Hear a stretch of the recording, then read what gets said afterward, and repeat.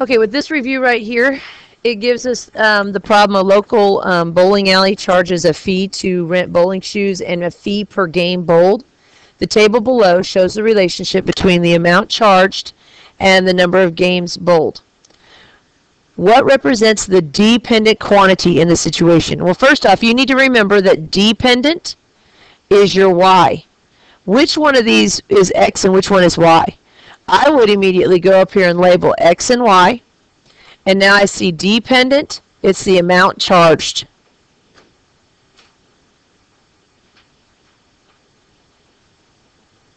Then the independent is the x. That is the number of games bowled. You're going to have to remember the difference between the independent and the dependent. Okay, another example I would give you though on top of the, along with this is, what if I had it just graphed and it had the number of games and the amount charged?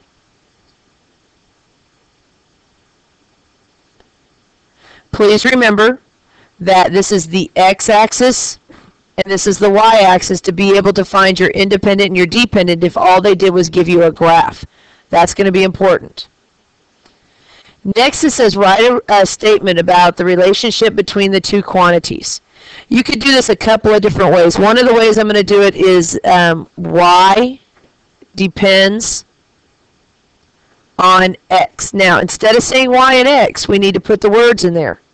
So I'm going to have the amount charged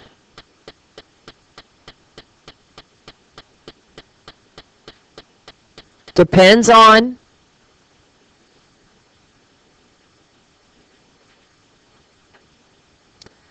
the number of games bowled.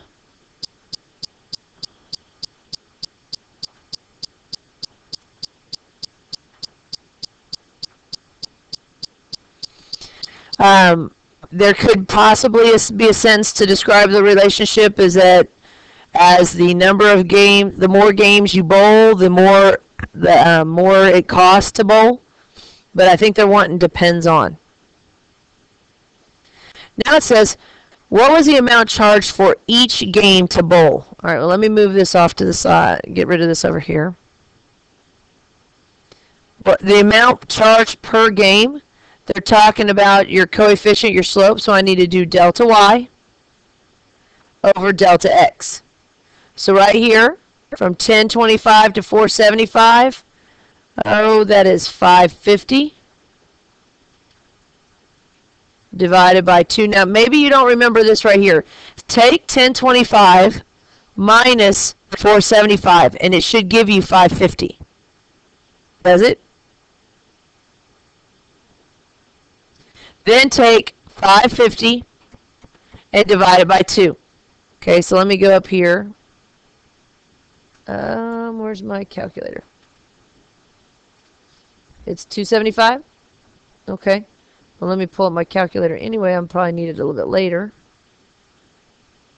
You like that photo of me skydiving?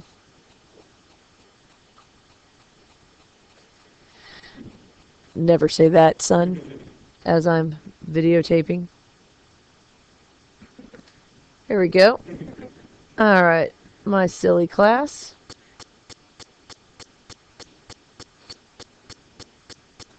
Here we go. So, I'm sorry, what was it? Two what, guys? 275. What was the amount charged for the bowling shoes? Well, you're going to take 275 times 1, which is 275. Well, what do you have to do to 275 to get to 475? Plus 2. That one-time charge is your bowling shoes. Okay, so $2. Because this is going to be my slope. This is going to be, the $2 is my y-intercept or my constant. Now it says write the equation to represent the situation. Y equals 275x plus 2. Does this situation represent discrete or continuous data? Well, what is continuous? When we go to graph it, well, but continuous means that I can have all decimals and fractions. Can I go and bowl 1.2 games? You don't have enough money for the whole game, so you say, oh, I just have enough money to bowl, like one full game and 2 frames. You can't do that. It's got to be discrete because you're going to have to pay for a whole number of games. You're either going to get 1, 2, 3, 4 number of games that you're going to bowl. So you have to pay for a whole number of games.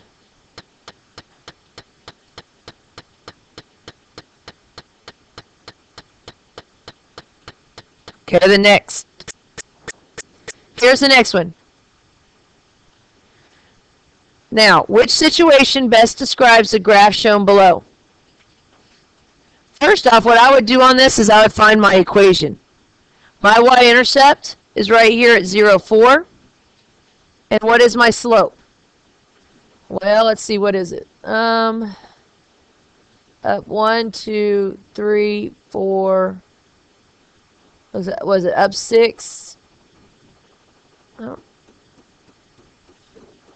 Let's see. It's at 4, but I know it's rather difficult. Well, let's see down here. It says, I know if I'm starting at 4, but is it 4 even? It looks like it must be 5. Yeah, it's 5. It's 5. That's my problem right there. Reading the graph here. It's 0, 5 because the slant of that line is so difficult sometimes to see. You need to be very careful. So it's 0, 5. One of the reasons I knew it was 5 was because I looked through my problems on my answer choices and see it said 5, 5, 0, and 5. First off, it says Katie has $5 in her savings account. Mike has 5. I know it's not C because it's not starting at 0. Okay, so it's not C. All the other ones are starting at 5. Now we're going to look and it says she is adding money into an account of 5 per week. And this one says he is spending $5 a week. If he was spending $5 a week, would my line be increasing? No, it would have to go down, right? So I know it's not D. What about B? It says he's adding money at a rate of $10 per week. So if I start here at 5, and I got 1, 2, 3, 4, 5, and over 1. So I'm going up 5 and over 1. 5 over 1 is 5. Your answer should have been A, because they're adding money to the account at a rate of $5 per week. All right, this graph below describes Jose's trip from driving from his house to San Antonio. Which portion of the graph represents the period in which Jose was traveling the fastest? How do you know when they're traveling the fastest? When it's the steepest part of the line. So A, B, C, or D. Which is it the steepest? It is at C. What was the rate of change during this period? So the rate of change, you're trying to find delta Y over delta X. So I'm going to start here. I'm going to go up 1, 2, 3, 4, 5. Oh, it's not going by ones. What's it going by here? I'm going to 60 up to 240. So what's 240 minus 60? 180. So it's up 180 and over 2, 4. So I need to take 180 divided by 4. 45. Okay, so it is 45 miles per hour. Okay. Which portion of the, yeah, I know, driving to there, that's true. All right, which portion of the graph represents the period in which Jose was traveling the slowest?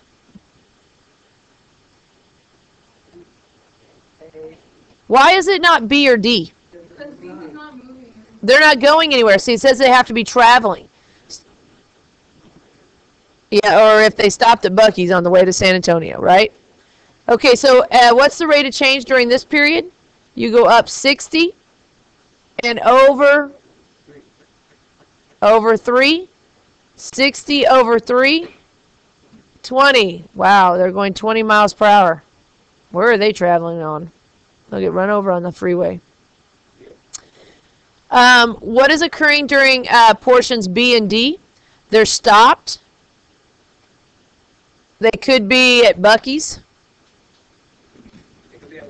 a gas stop. They could have gone to Walmart. Okay. What is the rate of change during this period? It is 0 miles per hour. Okay. Next. All right, here's the next one. If y is a function of x in the equation y equals 2x plus 8, which statement is true? Now, this first thing you might want to do is have a table or have in your calculator. So let me clear my memory. I'm going to go into y equals and put in there 2x plus 8.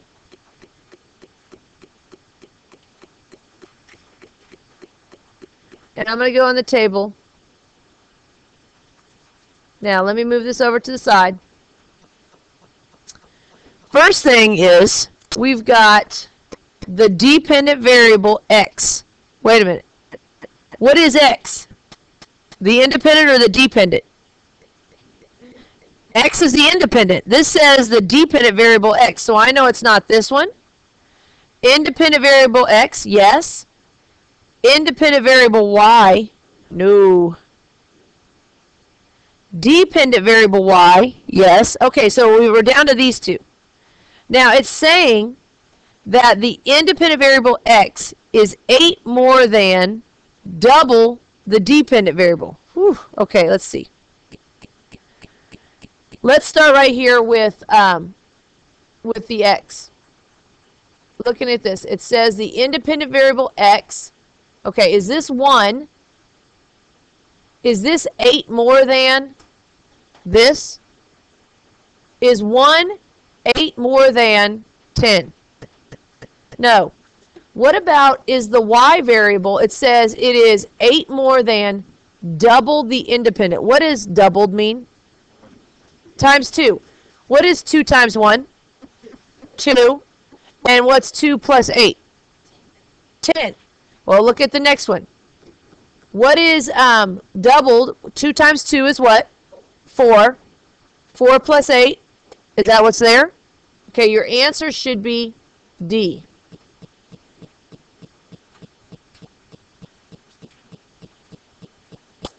Number 5. Match each description with its most likely graph. Then label each axis.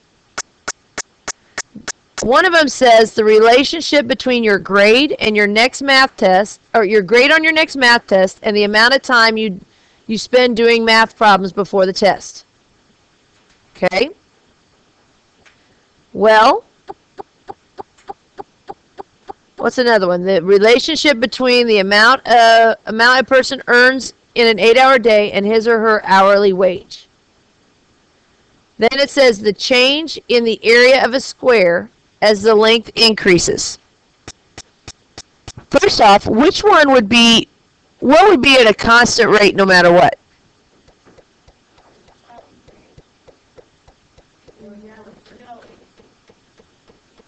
So let's think about this. I want to look at the one where it talks about their wages. Do you, before you work, do you start off and have a certain amount right here? Like this is saying that before I work at time 0, they're going to pay me a certain amount before ever coming to work. You can't do, I know that'd be a good job, but that's not going to happen. This one's saying, okay, I start off at 0, but as I work, is this going up at the same amount every time? Or is what's happening to this line? It's changing. It's going steeper. So it's saying, though, that at first I get paid just a little. Then the next hour I get paid more, like a lot more per hour. Is that normally what happens in your job? That the longer you work, the more you get paid? I mean, no, let me say it again. The longer you work, like you get paid $2 for the first hour, $5 for the second hour, $10 for the third hour. Does that happen? No. They don't pay you per hour like that. This, okay, this should be your hourly wage right here. And it should be, this is the, in an 8-hour day, this is the number of hours and your wage. Now on the next one, what about the change in the area of a square and as the side length increases? Okay, it is the third one because area is squared. Okay, when you square something, it's going up very quickly. Okay, when you're talking about area, you've got x squared, right? So this is 1, 4, 9. Is this going up by the same amount every time? It's going up by 3, then it's going up by 5, then it's going up by 7. It's not going up, but it's going up by a lot each time. So this one should be 3. Then you're going to have the length down here, and this is going to be the area. The next one is talking about your grade on a math test and the amount of time you spend studying. Well, here's what's happening. Even without the more, like you do a certain amount of problems, but the more problems you do, the better your math grade should be. But even without doing a whole lot, you'll have a certain grade on the test. Okay, so you've got, this is your grade, and these are, what is this, the time. Okay. Next. Right here. Complete the following tables based on the information on the figures.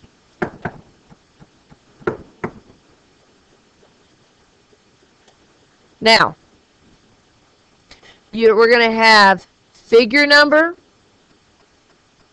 and the number of blocks. So right here in the first figure, I have 5. In the second figure, I have 1, 2, 3, 4, 5, 6, 7. In the third figure, 1, 2, 3, 4, 5, 6, 7, 8, 9. What do you think will be in the fourth figure? 11. What about the fifth? 13. Good. Well, you can write it like this, or you can write it horizontal or vertically. So this will be the figure number and the number of blocks.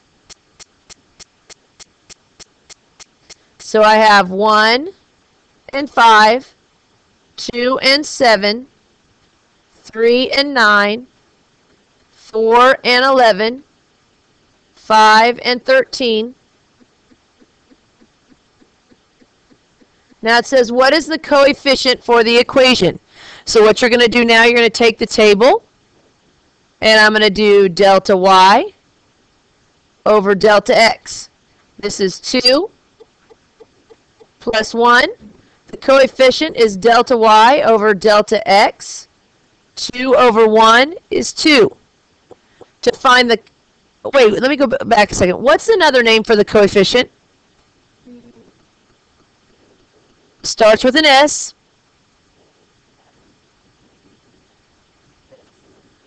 Slope. There's another one. It's 3 little words. Slope, coefficient, and the rate of change. That all means the same thing. Now the constant. What's another name for the constant? Y-intercept. So now to find that, if I built my table a little bit wider here, and I had 1 and 5, I'm going to put my slope in there, or my coefficient. 2 times 1 is 2. What do you have to do to 2 to get to 5? Plus 3. So my constant is 3. What if I wanted to write it as a y-intercept? How would I write it? 0, 3. Very important. You're going to have to know the difference, like how you write a y-intercept versus an x-intercept. Now it says write the equation that represents the pattern. Y equals 2x plus 3. How many squares would there be in the 100th figure? You would take 2 times 100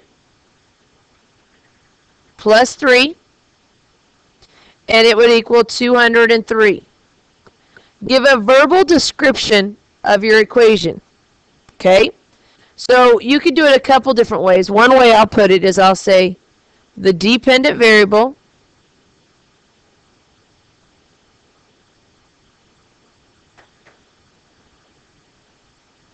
is twice the independent variable plus 3.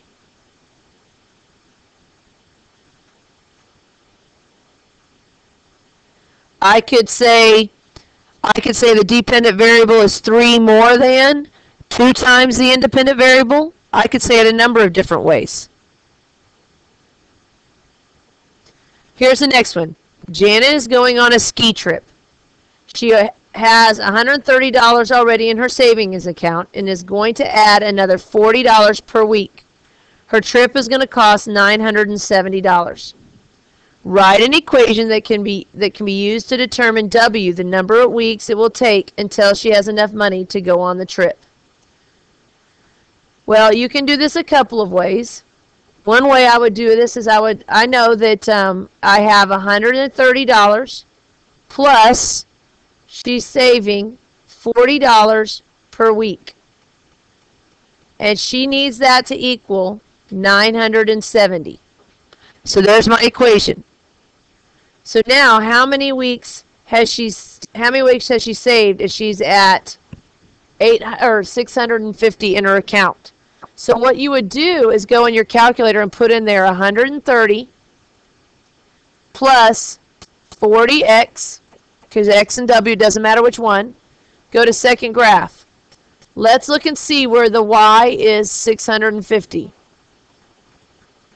There it is. How many weeks would that be? 13 weeks. Write the equation we would use to find out how much money she had after 5 weeks. Well, if we don't know how much money she has. I don't know why we write it. I'm trying to figure out why we'd write it like that. I would just use, if it wants to know the equation of money she has after 5 weeks, I would just take 130 plus 40. We're still using the same equation and multiplying it by 5.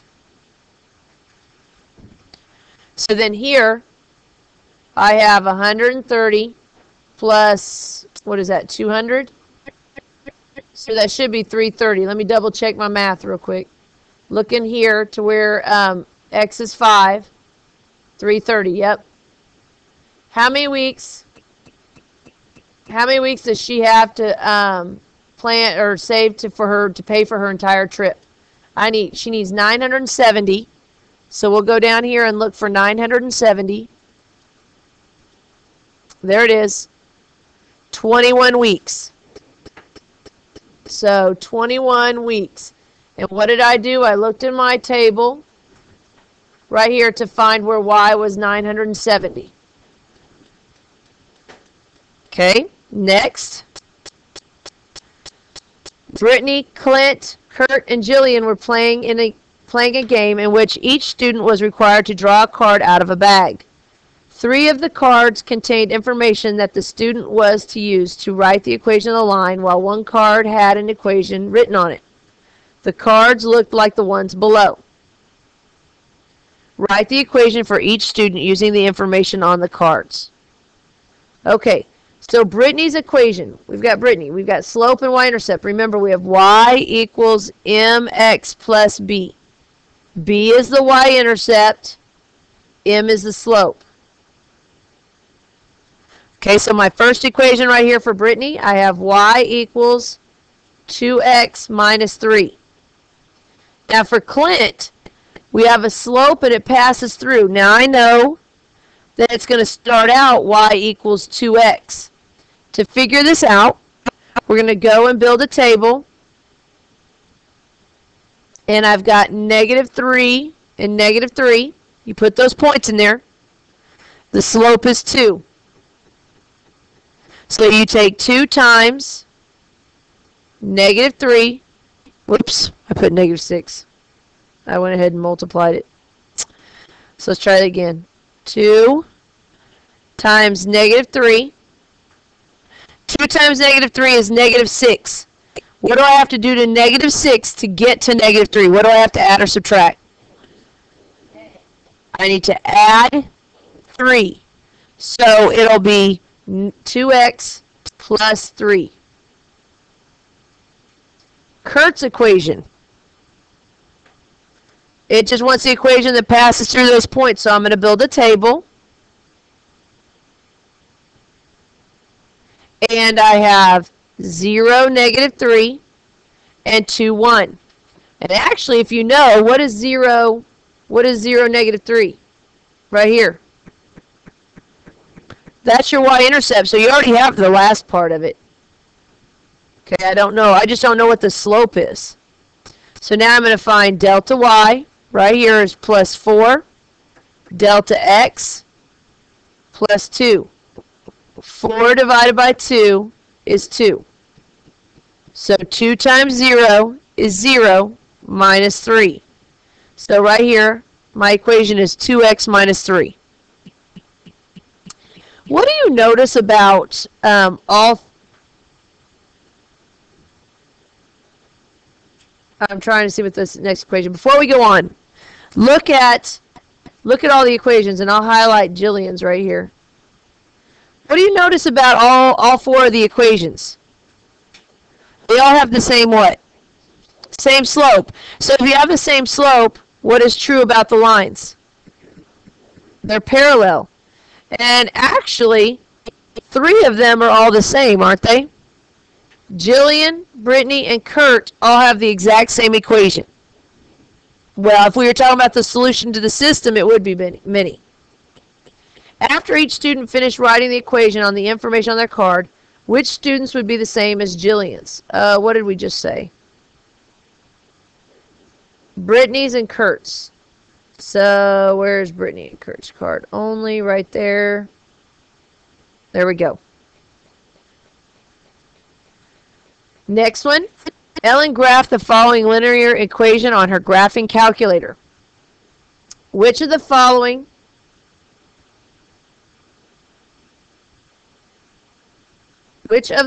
would produce a graph exactly like the one Elizabeth graphed?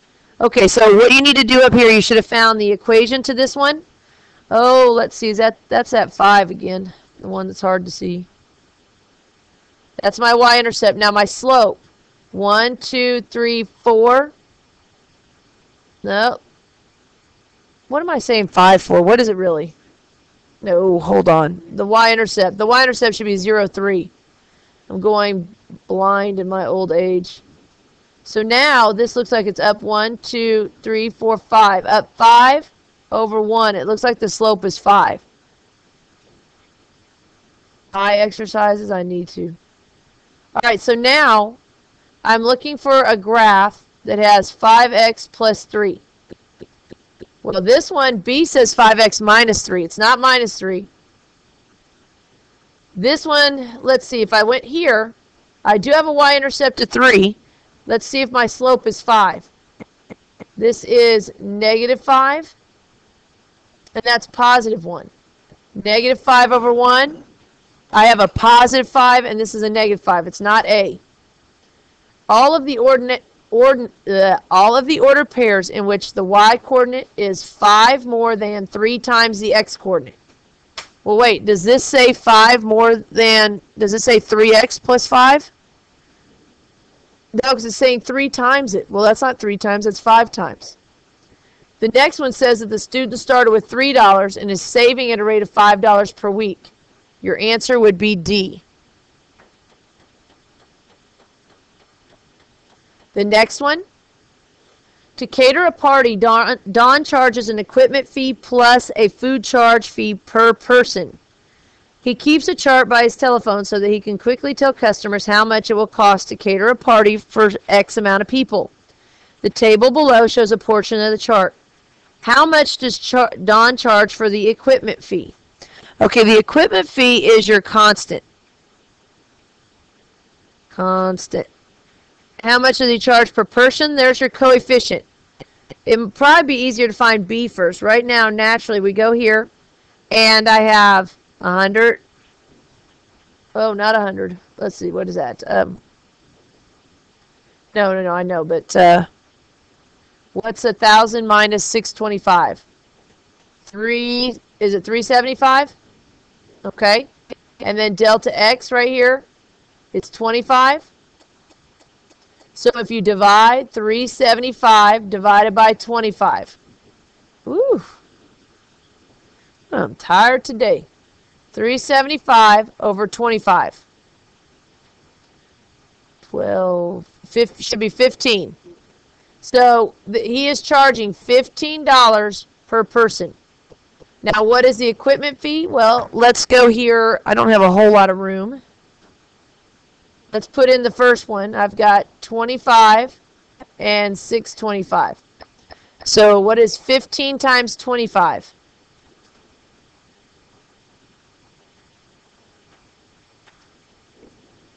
$375.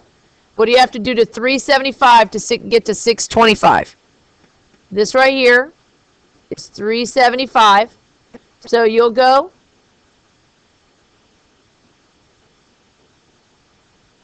and take 625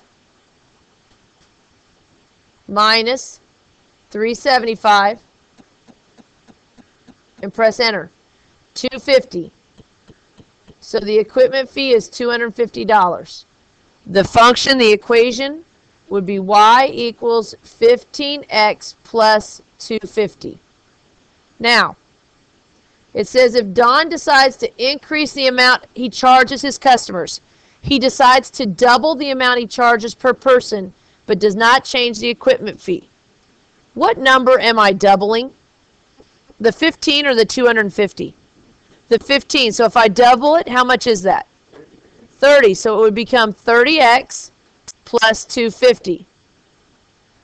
After he makes this change in the way he calculates his charges, how much will he charge to cater for 75 people? Well, I'll tell you can look in the table, or you can just take 30 times 75 plus 250.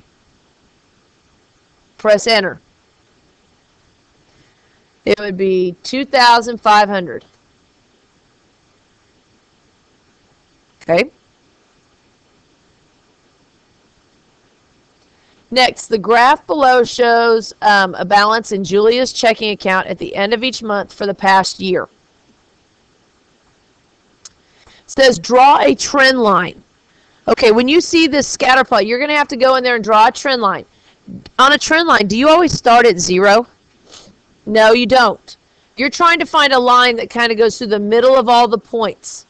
It does not have to start at 0.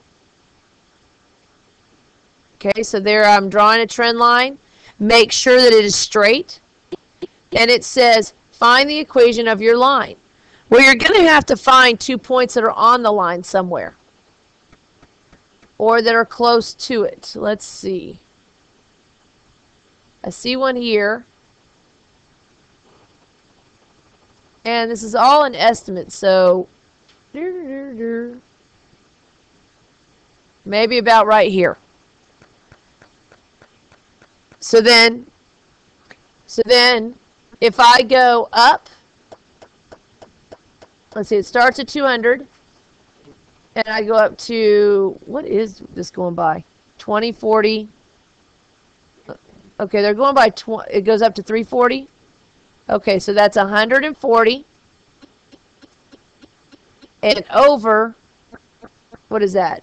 1, 2, 3, 4, 5, 6. 140 over 6. Oh, what is that? That's 2. It's going to be a decimal. 140 divided by 6. So you've got 23.33. Well, please stand for the pledge.